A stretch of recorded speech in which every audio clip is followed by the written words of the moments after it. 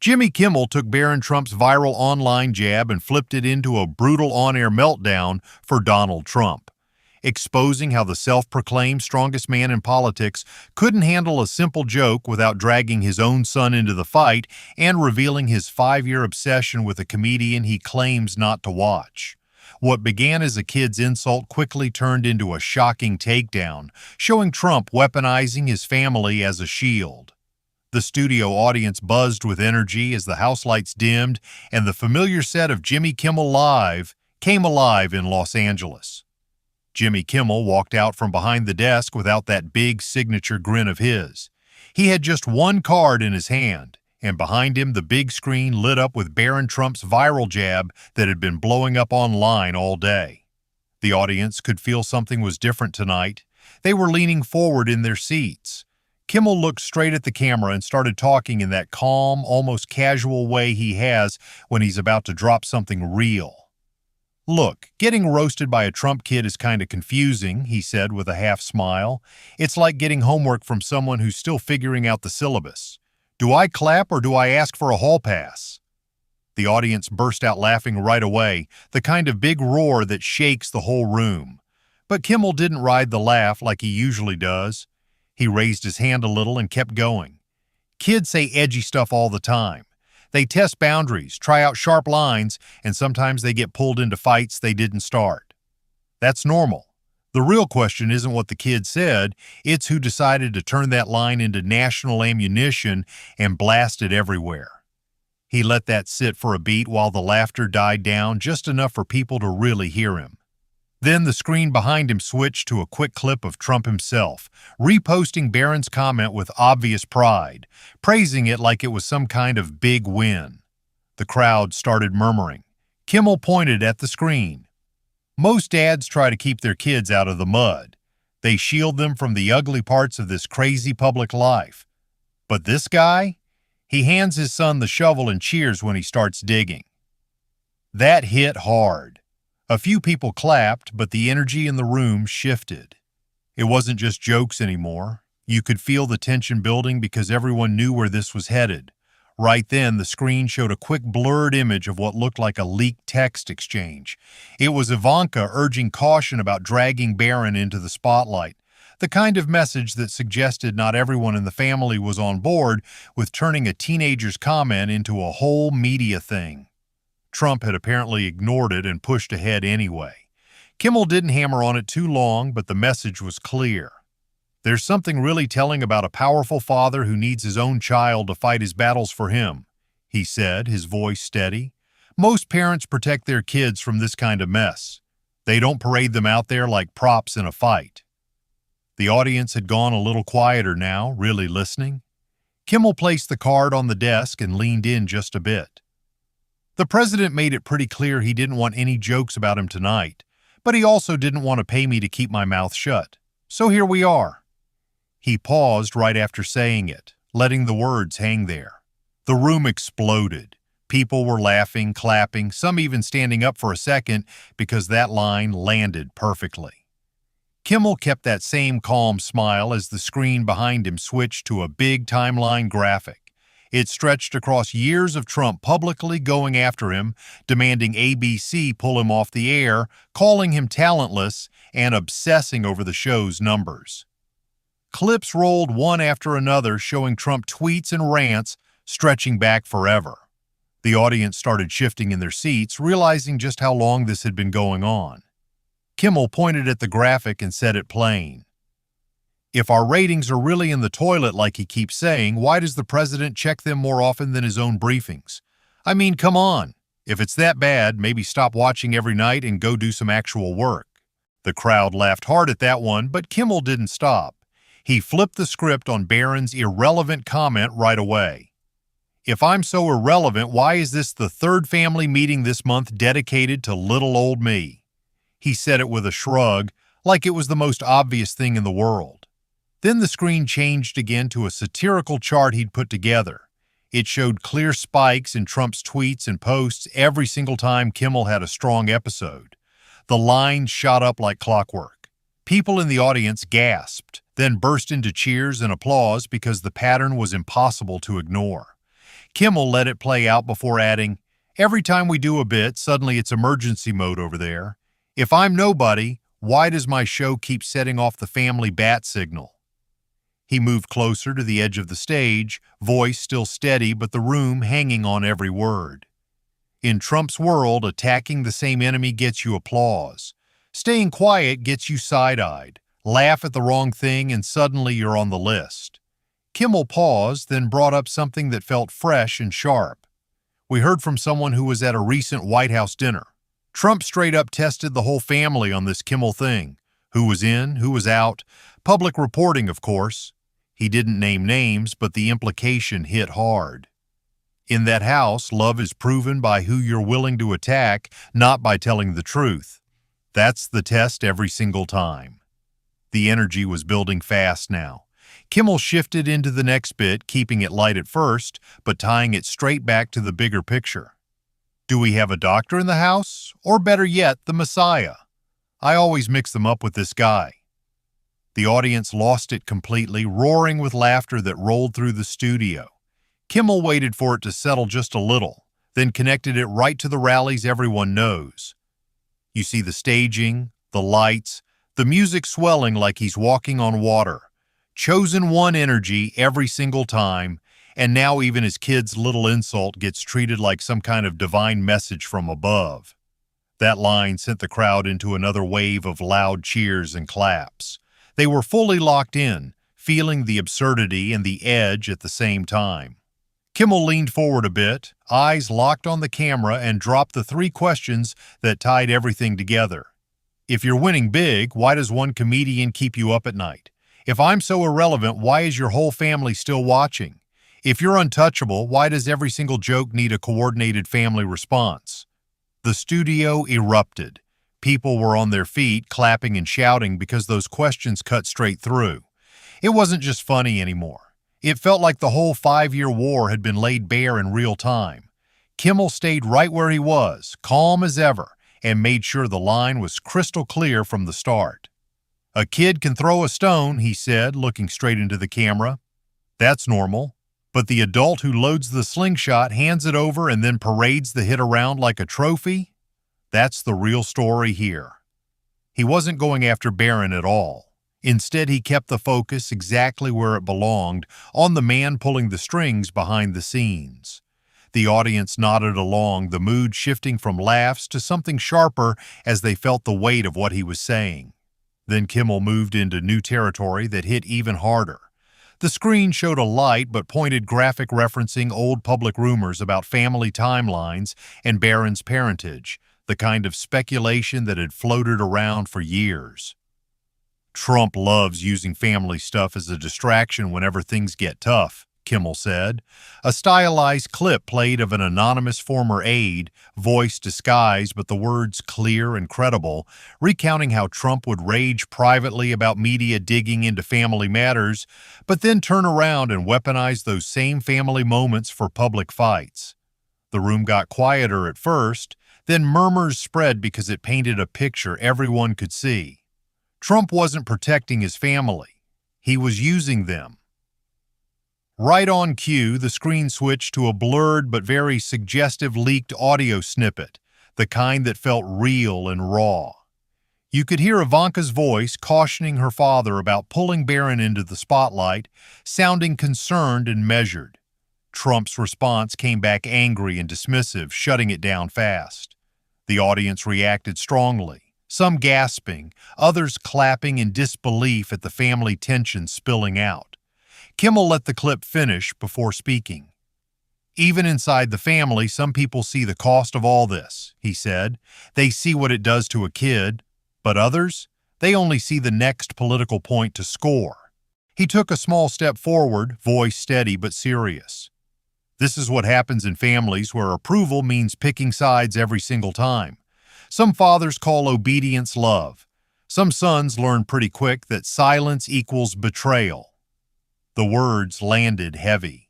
You could feel the audience connecting the dots to their own experiences, not just the politics.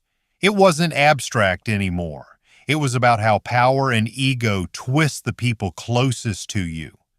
Kimmel didn't push too hard, but he didn't back off either. He let the idea sit there so people could really feel it. Then came the moment the whole chapter had been building toward. The big screen lit up with Trump's midnight post, the one calling Kimmel a bum. Kimmel just looked at it for a second, then turned back to the audience with that same calm smile. The President of the United States running the free world took time out of his busy schedule to call me a bum, at midnight, from the most powerful office on earth. The studio exploded. People were laughing, cheering, some standing up and clapping like crazy because the absurdity of it all hit perfectly.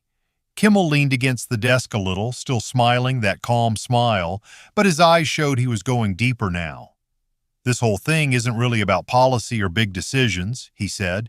"It's not even about running the country. It's about something simpler. This guy cannot stand being the punchline. He obsesses over respect, over never getting laughed at. Every joke feels like a personal attack on his whole world." The audience was locked in, nodding along because it made so much sense. You could see people connecting the dots from all the years of rants and midnight posts. Kimmel wasn't yelling or going over the top. He just laid it out plain like he was talking to a friend. Then the screen behind him lit up with a compiled reaction montage. Clips rolled fast, one after another, showing Trump's responses getting more heated over the years. Old tweets demanding Kimmel get fired, angry press conferences, late-night rants, all building up to the current blow-up over Barron's comment. The crowd watched it play out in real time. "Look at this pattern," Kimmel said, pointing as the clips kept coming. He tied in some stylized public mentions of Epstein-adjacent records, the kind of documents that had floated around in the news, showing how Trump often used big distractions and family moments to shift attention whenever tough questions came up. The audience gasped at the connections. It wasn't wild speculation. It felt like facts laid bare, and the room got louder with every new clip. Kimmel kept smiling through it all, completely unfazed. "It's the same loop every time. He attacks, I pointed out, he attacks even harder. Around and around we go." That's when someone in the audience, sounding fired up, shouted out a question about why Trump couldn't just let it go. Kimmel turned toward the voice with a grin and jumped right on it. "Exactly. Even you in the seats can see it. The more he fights, the more he proves the point. He says he's above it all, but here we are again." The studio erupted in cheers and applause. People were clapping hard, some laughing at how obvious it had become. The mirror was getting harder and harder for Trump to ignore, and Kimmel was holding it steady without breaking a sweat. He took a breath and shifted to the bigger picture. "Think about what this means for the country. The guy running the free world spends his energy on TV feuds and late-night score settling instead of real leadership. All that power, all those responsibilities, and the midnight priority is still calling out comedians." The audience murmured and clapped in agreement. It wasn't just funny anymore. It felt like a real question hanging over everything. Kimmel didn't lecture. He just let the absurdity speak for itself, showing how personal grudges were eating up space that should go to actual governing. The whole room was buzzing now, right on the edge. Kimmel looked straight into the camera, voice dropping just a touch quieter but still cutting deep. "The man who calls others weak shows his own fragility every single night he can't let it go." That line landed like a hammer. The studio exploded one more time with roars and standing ovations. Kimmel glanced at the clock on the wall and let out a small chuckle. "You know what's coming next, right? I can already predict it." As he said it, the screen behind him cut to a live feed-style update showing Trump's furious response already pouring out online, even while the segment was still airing. Fresh angry posts lit up the display, full of all-caps attacks and more demands to get Kimmel canceled. The audience started laughing and cheering because it was happening in real time, exactly like Kimmel said it would. "See, right on schedule," Kimmel added with a shrug. "He just can't help himself." Then the screen shifted to a stylized reconstruction of what was going down inside the family right after the segment started hitting. You could see a tense call playing out, Ivanka pushing back harder this time, her voice clear and firm, telling Trump that involving Barron like this was crossing a line and hurting the family image. Barron sat there looking conflicted, caught between everything. But Trump doubled down hard, refusing to back off and insisting it was all part of the fight. Kimmel narrated calmly over the visuals, his tone steady and matter-of-fact. This is what it looks like when the strategy starts cracking inside the house. Some are trying to pump the brakes, but the boss isn't hearing it. Kimmel stepped forward a bit, keeping his voice even. I won't turn this into a war on a kid. That's not what tonight is about. The adult with the power made his choice, and now we're all watching what that choice looks like. The audience clapped loudly at that, appreciating how he drew the line again without going low. It felt fair but firm, and it made the contrast with Trump's reaction even sharper. No escalation, no cheap shots at Barron, just the truth about who was really driving things. He took a moment to zoom out for the bigger picture. That's why comedy hits different. It's like truth serum. When you laugh at something, you can't just brush it off as fake news or partisan noise. The laugh gets in before the defenses kick up. You see the absurdity whether you want to or not. The crowd was nodding and murmuring in agreement, the energy building as they felt the weight of it. Kimmel had turned the whole exchange into something bigger than one joke or one night. The studio was electric now. Kimmel placed the card back down on the desk with a quiet tap. Right then, the audience gave him a full standing ovation, clapping and cheering like crazy. He waited for it to settle just a little before delivering the line everyone would remember. The real punchline isn't what I said tonight, it's what he can't stop doing. The roar got even louder, people on their feet yelling and applauding because it captured everything perfectly. Kimmel stood under the bright studio lights as updates kept rolling across the screen. Trump's post-segment meltdown was already unfolding in real time, exactly as predicted. Fresh posts flooded in, full of rage and more calls to cancel the show, proving Kimmel's point without him having to say another word. The audience watched it happen live and erupted in laughter and applause. The feedback loop was winning on its own. Every attack just fed the cycle, and Trump couldn't step out of it no matter how hard he tried. Kimmel shook his head with a small grin, letting the moment speak for itself. He looked straight into the camera, voice calm and steady. You wanted me small. Instead, 5 years later, I'm still here smiling, and you're still watching, still raging, still proving everything. The words hit hard. The crowd cheered loud and long because it was the perfect summary of the whole crazy war. Kimmel hadn't changed. He was the same guy doing his show every night. But Trump had turned one comedian into a 5-year obsession, and the proof was playing out right there on the screen behind him. Kimmel took a breath and zoomed out to the bigger picture. This is what it means for the country when the presidency runs on personal grievance instead of real leadership. All that power, all those important decisions that affect millions of people, and so much energy gets burned on late-night feuds and score settling. It shows how sensitive power can get when it's built on never being laughed at. The audience murmured and clapped, feeling the weight of it. It wasn't just about one talk show segment anymore. It was about what kind of leadership the country was dealing with when personal wounds drove the agenda night after night. He wrapped it up with that quiet power he does so well. Staying calm while holding up the mirror is sometimes the most devastating response of all. The truth doesn't need to scream. It just needs someone willing to point at it and smile. The studio gave him another huge round of applause. Kimmel placed the card gently on the desk one last time and looked out at the crowd. If you believe that real strength is letting the other guy keep proving your point for you, hit that subscribe button, like the video, and share it with someone who needs to see this. We're in this together. The audience was on their feet again, cheering as the segment ended on that strong note. The real punchline wasn't any single joke Kimmel told. It was Trump proving it all himself, over and over. 5 years of trying to make Kimmel irrelevant had only made him more essential. The man who called him a bum at midnight had become the bum in the story. And Kimmel, he just stood there smiling, ready for whatever came next, while the whole country kept watching.